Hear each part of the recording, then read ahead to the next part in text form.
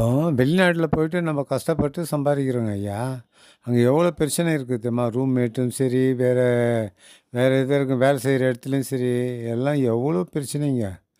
அப்படி இருந்தும் நம்ம வந்து பணத்துங்கள வந்து வீட்டுங்களுக்கு அனுப்புறோம்.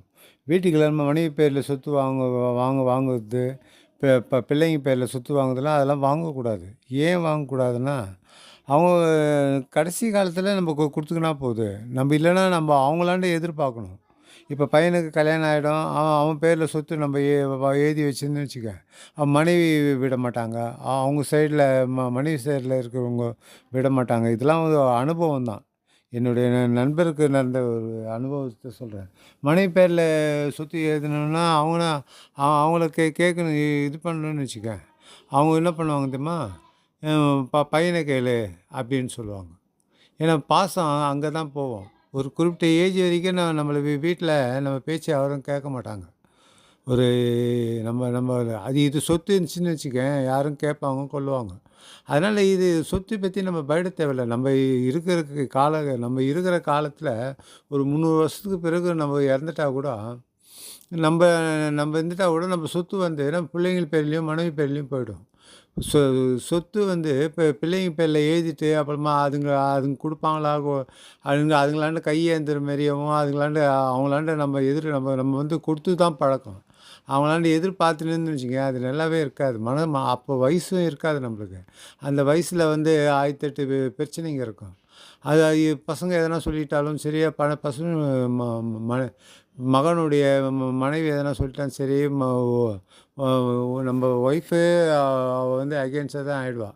ஏன்னா, நம்ம சொல்ற பேச்சு கேட்க மாட்டாங்க. அவங்க வந்து புள்ளைய கேட்கணும், சின்ன புள்ளைய கேட்கணும், பெரிய புள்ளைய கேட்கணும், மருமகள கேட்கணும்னு நம்மளாண்டயே சொல்லுவாங்க.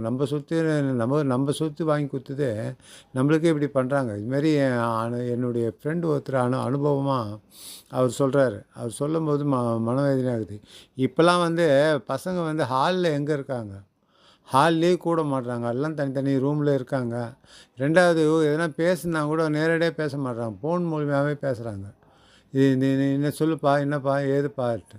அதுமாரி ஆயிடுச்சு இப்போ. நேரடியாவே பேசக்கூடிய சூழ்நிலை இப்ப எல்லார் வீட்லயும் அப்படிதான் நடக்குது. சொந்தக்கார வீட்டுங்களுக்கும் சரியா போறதில்ல இப்போ. எல்லாமே இந்த ஃபோன்லயே பேசிக்கொண்டு எல்லாத்தையும் முடிச்சிடுறோம். அதனால எல்லாமே ஒரு பிடிப்பு இல்லாம தான் இருக்குது. அதனால நம்மள வயசான காலத்தில போயிட்டு, சொத்து என்னடா உன் பேருக்கு இது விக்கணும்னு வச்சுக்கயேன், அது ஒரு பெரிய பிரச்சனை தான் ஆகுதாம்.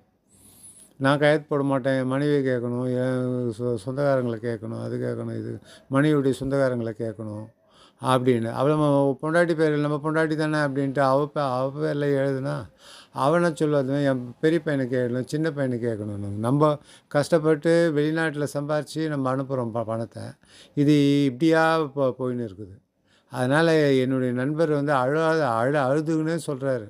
இனிமேல் சம்பாதிக்கிறதெல்லாம் உன் பேர்ல உன் சொத்து வாங்கிக்கோ. அசையாத சொத்து, அசையிற சொத்துலாம் கூட நீ உன் ஆன்லைன் மூலியமாவே நீ வாங்கி பண்ணிக்கலாமே! அவ்வளோ அட்வான்டேஜ் இருக்க.